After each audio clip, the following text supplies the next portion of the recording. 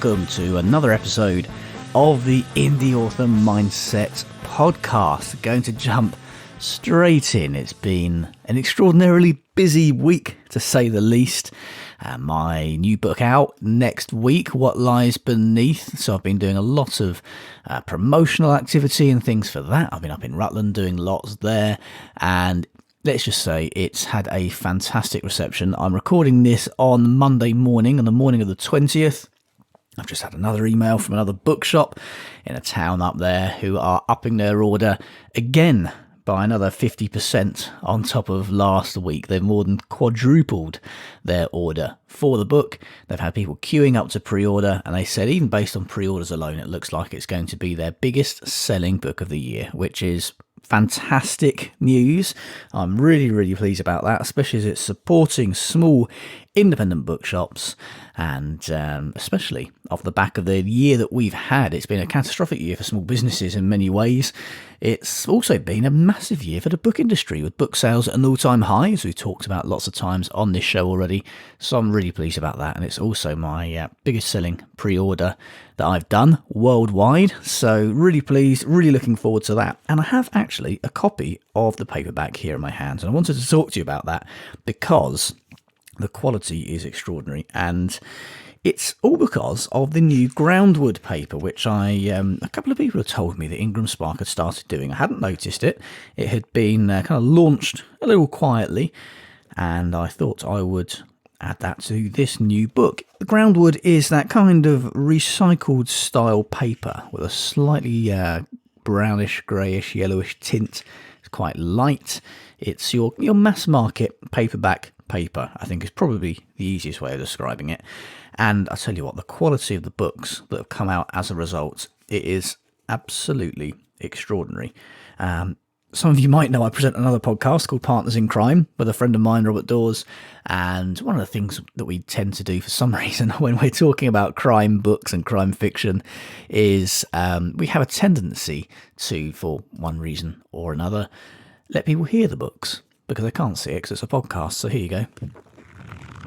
In true Partners in Crime style, there is a copy of What Lies Beneath. So I've got hundreds of those turning up, which I've got to sign and get out to a variety of bookshops. Really pleased with how that's all gone. And of course, as I say, the paperback was done by IngramSpark, who do, yes, sponsor this podcast. But as regular listeners know, I wax lyrical about IngramSpark anyway, long before they sponsor the podcast, and I'm the one who approaches sponsors, not the other way around.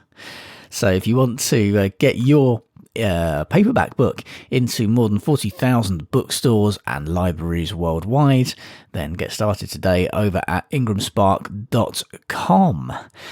Right, what else was I going to talk about? I finished talking about myself now. I think I've probably done enough on that. One of the things that popped up in the Indie Author Mindset Facebook group this week, and which has also been in the news, is Kobo Plus. Now, there was a lot of misunderstandings about what Kobo Plus is. It has just launched in Canada after having been, I think, Netherlands and Belgium only for a while. It's launched in Canada, it's launching in other countries as well. It is essentially an all-you-can-read subscription service, a little bit like Kindle Unlimited, but also not. So subscribers pay a flat monthly fee, and they can read unlimited books for as long as they're enrolled in the program. Authors and publishers are paid based on a revenue share model, again, similar to KU. But there are some major differences. So you don't need to have your books exclusive to Kobo.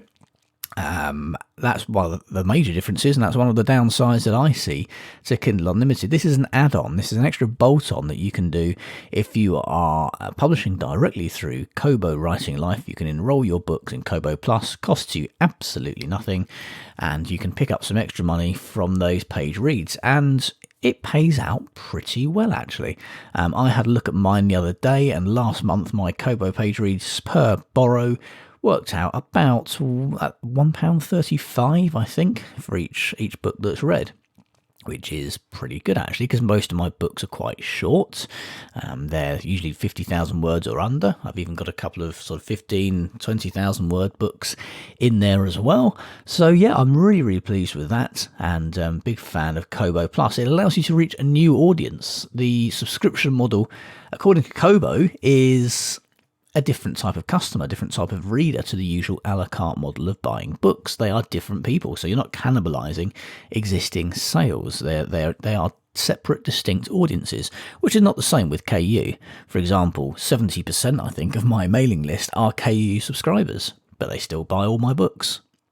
If it's not available in KU, they will still buy it. None of my books are in KU, and it hasn't bothered any of my readers in the slightest. They just go and buy them instead. As I say, no exclusivity at all. You can sell your books wherever you like, according to Kobo. There's no time limit either. You can come out if you want to. Again, they suggest it's best not to. You can choose which titles are in, which titles are out, and generally just earn a bit more money. So well worth checking out Kobo Plus. They've got an article on the Kobo Writing Life blog this week as well, in which you might want to have a look at and see if that's something that might be right for you. But I would definitely suggest that that's a good thing to do. A ninja tip this week comes off the back of Tyler Porter posting in the Indie Author Mindset Facebook group earlier this week. He's gone wide recently, and one of his newest books he noticed has suddenly gone free on Amazon. He wasn't running a free promo, so he looked into it, and it seemed that his book had been put into a Kobo promotion, one that he had applied for, but what he didn't realise is it would change the price of his book on Kobo's catalogue to free. So my tip this week is a bit of a roundabout way of getting there, but when you're applying for Kobo promotions, make sure you have a look at the setup of it. Have a look at how it's all put together, how the pricing is dealt with. Sometimes the pricing is done based on a coupon or is applied at the checkout, which is ideal because that means your actual list price of the book does not change, and therefore you won't get price matched by Amazon or by anybody else. They're the ones you want to try and go for. Or if you're going for the ones where you do reduce your price, either to free or to cheaper, bear in mind that Amazon will likely price match it. Don't forget, Amazon are very keen on this race to the bottom and making everything free or as cheap as possible, which isn't good for authors, isn't good for the industry in general, but bear in mind that that is one of their primary policies. And if you lower the price of your book somewhere else, Amazon are likely to match it. So be very careful when applying for promos, and make sure, if you don't want your price to be affected at Amazon, that the promos you go for are ones where the discount is applied at the checkout or with a coupon, and that your list price won't actually change. We're getting quite heavy on the Facebook group this week, actually, because my wife Jo posted in there this week. She works a lot on the back office side of things. She deals directly with the vendors and the files, the formatting, that side of things. So she's the back room of the Adam Croft operation. She is the engine room, and she discovered an issue or two with the new Apple Publisher Portal, which we spoke about a few weeks ago here on the show when I announced that you don't need a Mac anymore. You can get through this wonderful browser-based dashboard, which all of the other vendors have and which Apple has just introduced. But as we discovered with the launch of our new book, it is not without its own problems. Now, Jo is here with me now so we can dissect what went wrong and hopefully stop you from making the same mistakes again. Now, Jo, this was the first one we uploaded through the new publisher portal, wasn't it? Yeah, absolutely. We normally use iTunes Producer, as fun and interesting as that is to get your books up with. And one of the benefits of the new portal is that you can you can put your book up for pre-order, not upload it, because that's the whole point, isn't it? You don't need a placeholder file. You can put it up with no file and upload that closer to the time. Is that right? Yeah, well, the portal's actually really easy to use. I really liked it. And the benefit of not having to stick a file up there was I thought at the time, fantastic. Obviously, with Producer, you have to stick a file up. You're not allowed a placeholder file, or it won't put it up at all. However, obviously, not putting a file up on the portal had its own issues that came up later on. Yeah, didn't quite go to plan, did it? Because as it turned out, as I understand it, they said they didn't need a placeholder, and then when we uploaded the book without a placeholder, they removed it from sale. Yeah, so what happened was I uploaded using the portal, put all the metadata in, didn't bother with a book file because obviously you were still writing it at the time. So did all of that, stuck it up live, and the pre-order went up for about 2 or 3 days. And then it came off sale. So I got in touch with Apple and they had a look into it. And what had happened, from what I understand, is that the system had realised there wasn't an interior file attached its own placeholder file, and then thrown a hissy fit because it's not allowed a placeholder file, and they're taking it off sale because it had a placeholder that we didn't attach. And that they told us wasn't needed in the first place. Yeah, exactly. But that, as I then understand, caused some more problems when we actually tried to upload the full book, because ebooks have metadata fields. One of the metadata fields that is completely optional is, again, as I understand it, and this is more your side of things than mine, is a version number for a book. Apparently so. It's not something we have ever used before. Obviously, all of your books we've formatted through Vellum and generated the EPUBs, the MOBIs, everything that we need. We've used the store links so that when the files are generated, they've got the vendor-specific link only. Never in 10 years have we attached a version number to any of the interior book files. But Apple's own generated file that they needed there actually did add in a version number. So when we then uploaded our version, which didn't have a version number, the version number hadn't moved on one, hadn't increased, and then Apple threw a hissy fit and it didn't go up there, did it? Well, from what I understand from speaking to the tech support in the US, who I have to say were brilliant and on the ball with this. I mean, the poor guy sat there with me for hours trying to go through this. From what I understand, the portal itself assigns a small version number based not only on the interior file now, but also on any metadata you attach.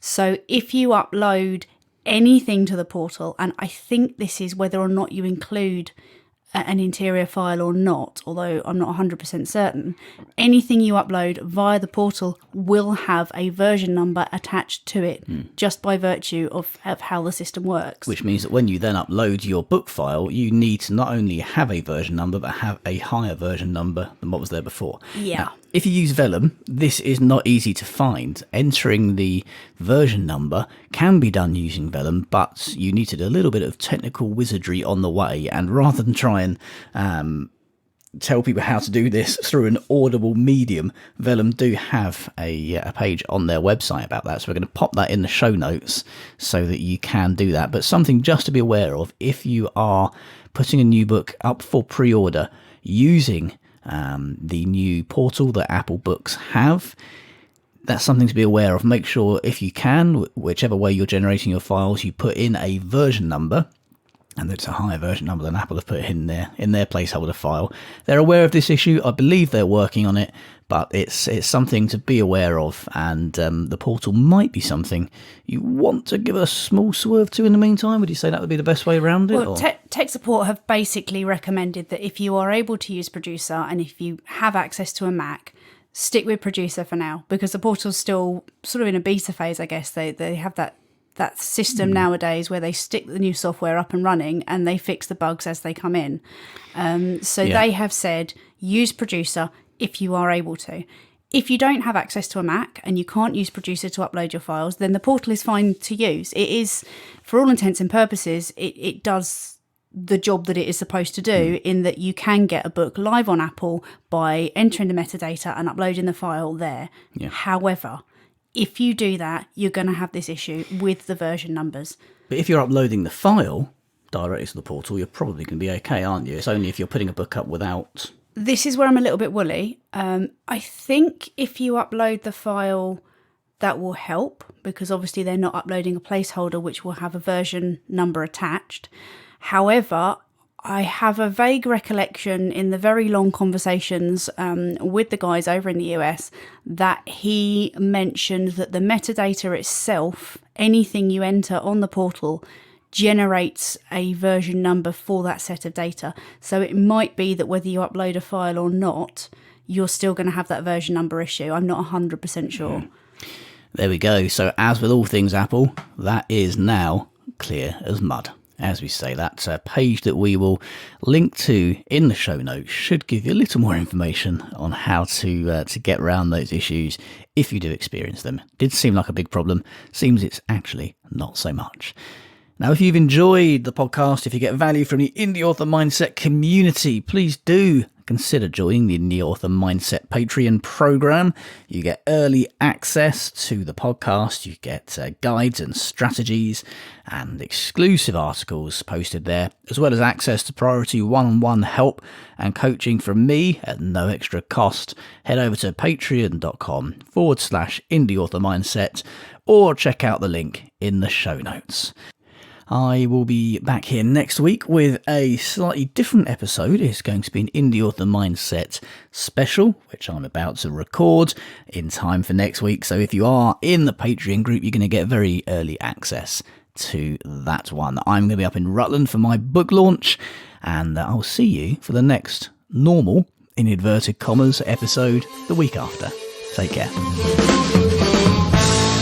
This episode of the Indie Author Mindset podcast was presented by me, Adam Croft. The Indie Author Mindset podcast is sponsored by IngramSpark, helping you get your book into over 40,000 bookstores and libraries worldwide. Get started today at IngramSpark.com. The theme music for this podcast is by the Caesareans. Don't forget you can claim 50% off any Indie Author Mindset course by entering the promo code podcast at the checkout. Links are in the show notes. For more great tips and guidance, join the Indie Author Mindset group on Facebook.